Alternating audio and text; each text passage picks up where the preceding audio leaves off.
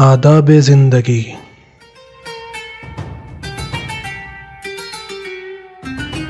آداب خانداری، سفر کے احکام، لباس کے آداب اور بھی دیگر آداب جاننے کے لیے دیکھیے تہذیب الاسلام۔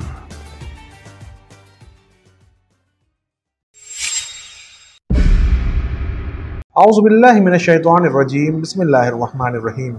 ناظرین کرام، السلام علیکم۔ ایک مرتبہ پھر تہذیب الاسلام کے اس نئے ایپیسوڈ میں آپ سب کو خوش آمدید کہتے ہیں۔ پچھلے ایپیسوڈ میں سفر کے آداب کے بارے میں جانا تھا، اسی گفتگو کو آگے بڑھاتے ہوئے آج مزید معلومات حاصل کریں گے۔ جناب لقمان علیہ السلام اپنے بیٹے سے کہتے ہیں کہ جب تو یہ دیکھے کہ تیرے ہمراہی پیادہ چل رہے ہیں تو تو بھی پیادہ ہو لے، اور اگر انہیں کوئی اور کام کرتے دیکھے تو بھی ان کا شریک ہو جا۔ اگر وہ لوگ خیرات کریں یا کسی کو قرض دیں تو بھی حصہ رسد دینے میں مضائقہ نہ کر۔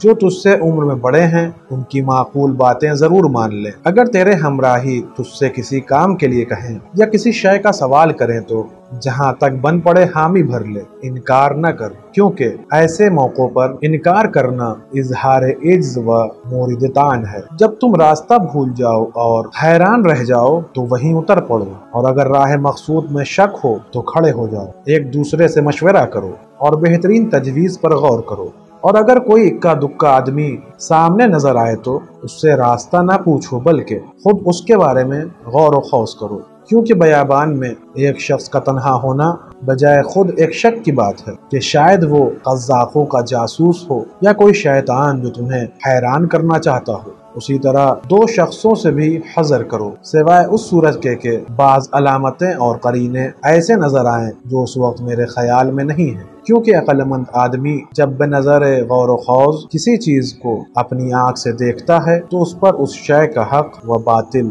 پوشیدہ نہیں رہتا، اور حاضر وہ باتیں دیکھ سکتا ہے جو غائب کو نظر نہیں آتی۔ اے فرزند، جب نماز کا وقت آ جائے تو کسی کام کے لیے اسے ڈھیل میں نہ ڈال، فوراً نماز پڑھ کے فرصت پا لے، کیونکہ نماز ایک فرض ہے، جتنی جلد اسے ادا کرے گا ہلکا ہو جائے گا، اور نماز با جماعت ادا کر، چاہے نیزوں کی زد پر ہی کیوں نہ ہو۔ سواری کے چوپائے پر نہ سو کہ اس سے اس کی پیٹھ زخمی ہو جائے گی، اور یہ کوئی عقل مندی کی بات نہیں۔ ہاں، اگر کھجاوے میں ہو اور جوڑوں کی سستی کے سبب سے سونا ممکن ہو تو کچھ حرج نہیں ہے۔ جب منزل کے قریب پہنچو تو اپنی سواری سے اتر پڑو کہ وہ سواری تیری مددگار ہے۔ خود اپنے کھانے پینے سے پہلے اس کے گھاس دانے کی خبر لے لو۔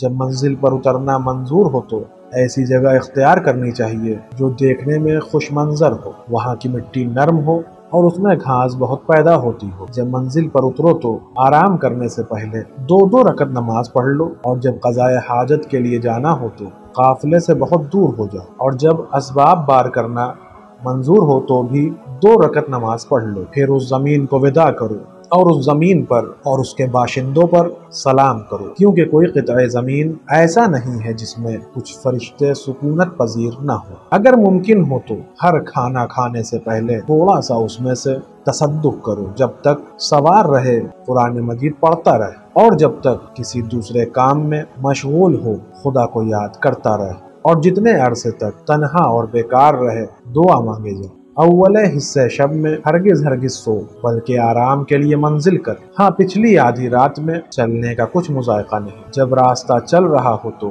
غل مچاتا ہوا نہ چل۔ حضرت امیر المومنین علیہ السلام سے منقول ہے کہ حضر میں تو اعلیٰ درجے کی انسانیت ہے قرآن مجید پڑھنا، علماء کی صحبت میں بیٹھنا، فقہ اور دیگر علوم میں غور و فکر کرنا، اور تمام نمازوں کو با جماعت ادا کرنا، اور سفر میں سب سے بہتر اپنا زاد راہ خرچ کرنا، اپنے ہمراہیوں کے مخالف نہ بننا، اور ہر نشیب و فراز میں اترتے چڑھتے بیٹھتے خدا کو بہت یاد کرنا۔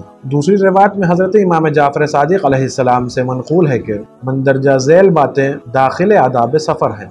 زاد راہ بہت سا ساتھ لینا، جو کھانا ساتھ ہو اس کا عمدہ ہونا، اپنے سب ہمراہیوں کے ساتھ بانٹ کر کھانا، رفیقوں سے جدا ہونے کے بعد جو ان کے راز تمہیں معلوم ہو گئے ان کی پردے داری کرنا، اور جن باتوں میں خدا تعالیٰ کی ناراضی کا اندیشہ نہ ہو ان میں بہت مزاح و خوش طبعی کرنا۔ دوسری حدیث میں فرمایا، یہ مروت سے بعید ہے کہ جو بات سفر میں کسی کی دیکھی ہو وہ لوگوں سے کہتا پھرے۔ جناب رسول خدا صلی اللہ علیہ وآلہ وسلم سے منقول ہے کہ خدا یعنی اونٹ کو مست کرنے والی نظم، اس کا پڑھنا اور اپنے اشعار پڑھنا جن میں کوئی بات حرام و جھوٹ نہ ہو مسافر کا توشہ ہے اور راستہ کٹنے کا وسیلہ۔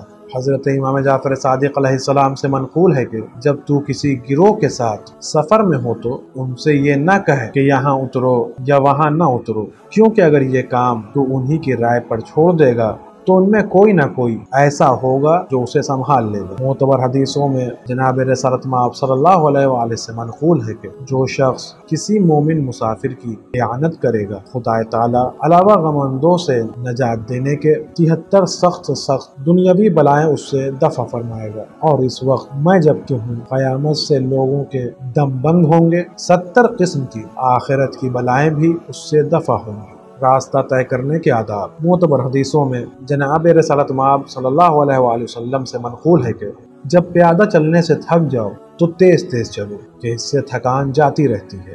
دوسری معتبر حدیث میں فرمایا کہ کمر اور پیٹ مضبوط باندھ لو کہ تمہارے لیے پیادہ چلنا آسان ہو جائے گا۔ معتبر حدیث میں حضرت امام جعفر صادق علیہ السلام سے منقول ہے کہ صبح اور سے پہر کے وقت راستہ چلنا چاہیے۔ معتبر روایت میں حضرت رسول خدا صلی اللہ علیہ وآلہ وسلم سے منقول ہے کہ شبوں کو پوچھ کیا کرو کہ رات میں راستہ اس آسانی سے قطع ہوتا ہے گویا طی الارض ہو گیا۔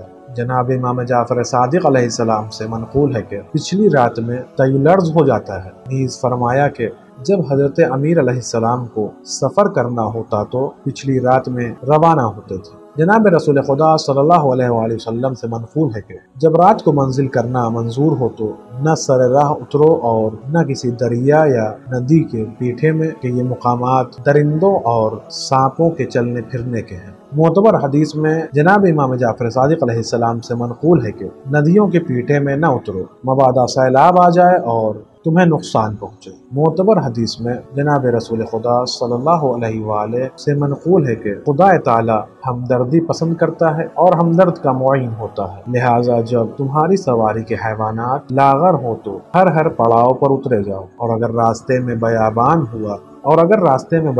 ہو اور گھاس نہ ہو تو وہاں سے جلد گزر جاؤ، اور جہاں زیادہ گھاس ہو وہاں تھوڑی تھوڑی دور پر ٹھہرتے جاؤ۔ جناب محمد باقر علیہ السلام سے منقول ہے کہ اگر خشک زمین میں جہاں گھاس نہ ہو سفر کرنے کا اتفاق ہو جائے تو تیز وطن جاؤ، اور جہاں ایسی زمین ہو جس میں پانی اور چارہ بکثرت ہو وہاں سواری کے جانوروں کے ساتھ ہمدردی برتو اور آہستہ چلو۔ حضرت رسول خدا صلی اللہ علیہ وآلہ وسلم سے منقول ہے کہ جہاں راستہ بھول جاؤ وہاں داہنی سمت اختیار کرو۔ جناب امیر المومنین علیہ السلام سے منقول ہے کہ جو شخص سفر میں راستہ بھول جائے اسے یہ آواز دینی چاہیے، یا صالح اغثنی، کیونکہ تمہارے مومن بھائی جنوں میں ایک شخص صالح نام جو خوشنودی خدا کے لیے صحراؤں میں پھرتا رہتا ہے، وہ جب تمہاری آواز سنتا ہے جواب دیتا ہے اور راستہ بتا دیتا ہے۔ معتبر حدیث میں حضرت امام محمد باقر علیہ السلام سے منقول ہے کہ جب راستہ بھول جاؤ تو یہ آواز دو، یا صالح یا ابا صالح ارشدونا الی الطریق رحمکم اللہ۔ راوی حدیث کا بیان ہے کہ ایک سفر میں ہم راستہ بھول گئے، میں نے ایک شخص کو دیکھا کہ وہ ہم سے دور جا کر اسی طرح آواز دینے لگا جس طرح اوپر مذکور ہے۔ تھوڑی دیر میں پلٹ کر آیا اور کہنے لگا کہ میں نے ایک آہستہ آواز سنی جس نے یہ کہا کہ راستہ دائیں جانب ہے۔ چنانچہ اس سمت کو تھوڑی ہی دور چلے تھے کہ راستہ مل گیا۔ عمر ابن یزید سے، جس کا شمار ائمہ معصومین علیہ السلام کے اصحاب ثقات میں ہے، روایت کی گئی ہے کہ ہم ایک سال مکہ معظمہ کے سفر پر راستہ بھول گئے، بس 3 روز وہیں رہے، بہت ڈھونڈا راستہ نہ ملا، چنانچہ تیسرے روز ہمارے ساتھ کا پانی ختم ہی ہو گیا۔ اس وقت ہم نے احرام کے کپڑے کفن کی طرح پہن لیے اور حنوط بھی کر لیے۔ اسی حال میں ہمارے رفیقوں میں سے ایک شخص اٹھا اور اس نے یہ آواز دی، یا صالح یا ابا الحسن۔ کسی نے دور سے جواب دیا۔ میں نے پوچھا خدا تجھ پر رحم کرے، تو کون ہے؟ اس نے کہا میں جنوں کے اس گروہ میں سے ہوں جو حضرت رسول خدا صلی اللہ علیہ وسلم پر ایمان لایا تھا۔ اب ان میں سے میرے سوا اور کوئی باقی نہیں ہے، اور میرا یہ کام ہے کہ بھولے بھٹکوں کو راستہ بتلا دیتا ہوں۔ چنانچہ ہم بھی اس کے آواز کے رخ پر چلے گئے اور راستے پر جا پہنچے۔ آج کے اس ایپیسوڈ میں بس اتنا ہی۔ انشاءاللہ اگلے ایپیسوڈ میں پھر ملاقات ہوگی، تب تک کے لیے شکریہ، خدا حافظ۔ سدرة منتهى